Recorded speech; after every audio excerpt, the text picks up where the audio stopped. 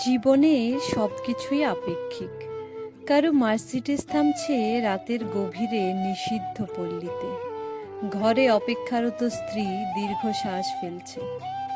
কেউ ভাঙা ঘরে থেকে স্ত্রীকে নিয়ে অবিরত স্বপ্নের জোয়ারে ভাসছে। কেউ ভাবছে আর কয়টা দিন ডিভোর্স পেপারে সাইন করলেই মুক্তি। কেউ কেউ আবার একটা সম্পর্ক টিকিয়ে রাখার জন্য অবিরাম যুদ্ধ করে চলছে। কেউ সদ্যজাত সন্তানকে ডাস্টবিনে ফেলে দিয়ে দায়মুক্ত হতে চাইছে, আবার কেউ একটা সন্তানের জন্য সারাটা জীবন হাহাকার করছে। কেউ বছরে কতজন ভালোবাসার মানুষ বদলে ফেলছে, কেউ আবার তার ভালোবাসার মানুষের জন্য বছরের পর বছর অপেক্ষা করে চলছে। কেউ দামি শাড়ি হাতে পেয়ে তবু খুশি নয়, আবার কেউ তাতে নতুন শাড়ির গন্ধ বারবার শুকছে।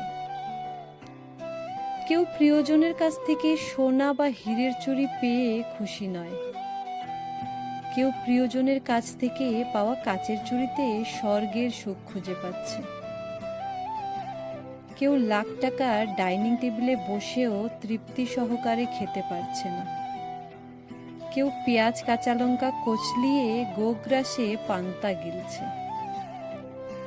কারো দামি খাটে শুয়েও ঘুমের ওষুধ খেতে হচ্ছে, কেউ আবার হিমেল হাওয়ায় অঘরে ঘুমাচ্ছে।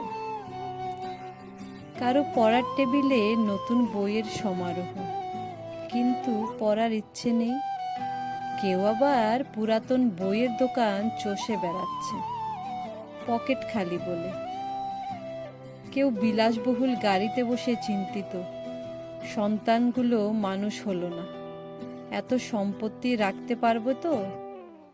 কেউ পায়ে হেঁটে পথ চলছে আর মনে মনে ভাবছে, সন্তান তো মানুষ করতে পেরেছি, ঈশ্বর চাইলে ওরা নিজেরাই নিজের গড়ে নেবে।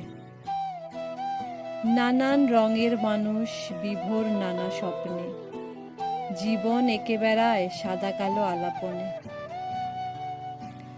আসলে এটাই বাস্তবতা, সুখ এবং শান্তি সর্বদাই আপেক্ষিক। কারো সব থেকেও সুখ জিনিসটাই নাই, আবার কারো বাকি সব ঘাটতি থাকলেও সুখটা আছে।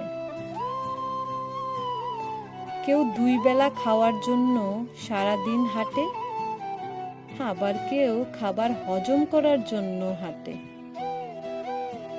জীবন যেখানে যেমন সেখানে তেমন।